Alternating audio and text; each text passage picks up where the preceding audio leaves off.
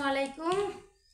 সকালে নাস্তা চা খাবো পাউরুটি দিয়ে, আর হচ্ছে আমার গাছের পেঁপে। আজকে দেখলাম কি গাছে পেঁপেটা লাল হয়ে গেছে। আপনার একটা পেঁপে তো পুরো মানে দুইটা পেঁপে আমার পাখিতেই খেয়ে ফেলাইছে, পারতে পারি নাই, অনেক উপরে তো গাছটা, এর জন্য। আর তারপর হচ্ছে অনেকগুলো পেঁপে পারছি, তো সেইখান থেকে দেখলাম যে দুইটা লাল হয়েছে। একটা আম্মুর বললাম যে কাটো, এই যে আম্মু কাটছে, এই যে দিল। আম্মু না, তুমিও খাও, ধরো পরে খাও না, ধরো। ভালো লাগে পাউরুটি দিয়ে চা খাইতে, বলবেন।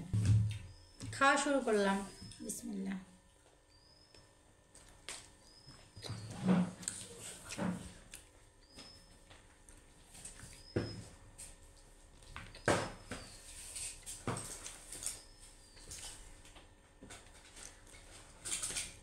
আজকে আমি রোদ্রে বসে ভাত খাবো, আপনাদের দেখাবো। সকালবেলা আমার কাছে রোদ্রে বসে ভাত খেতে অনেক ভালো লাগে, কিন্তু এখন না, সেটা আরও পরে খাবো। আর একটু ভালো করে রোদ উঠুক তারপরে, ঠিক আছে? খান, তোমার খাওয়া যেতেছে।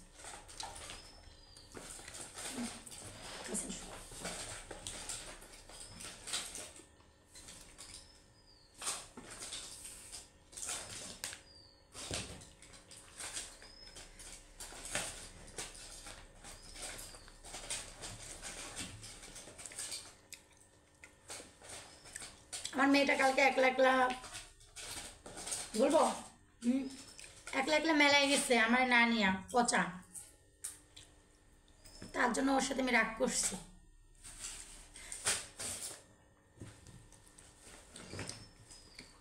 এটা তোমার, তুমি যে এখন দেখি কার আগে, তোমার আমার।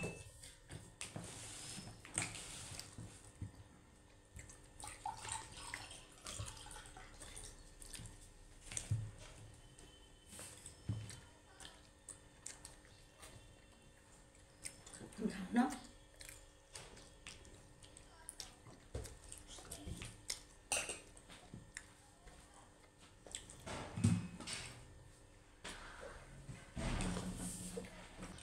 এখন তো অনেক ঠান্ডা, তাই রং চা খাইতে সত্যি অনেক মজা। আর রং চা খাওয়া উচিত। আমার যে গলার অবস্থা, কদিন পর পর ঠান্ডা লাগে, গলার অবস্থা পুরো বেহালা হয়ে যায়, তার জন্য আমার রং চা খুবই দরকার।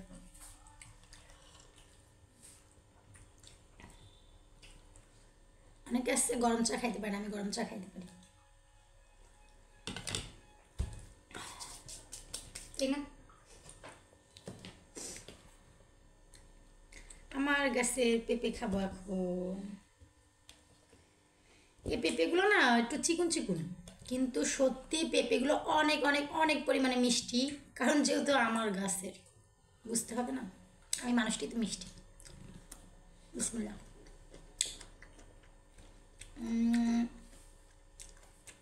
চা খাওয়ার পরে ফল কেমন জানি লাগে, একটু পরে খাই, পরে খাই।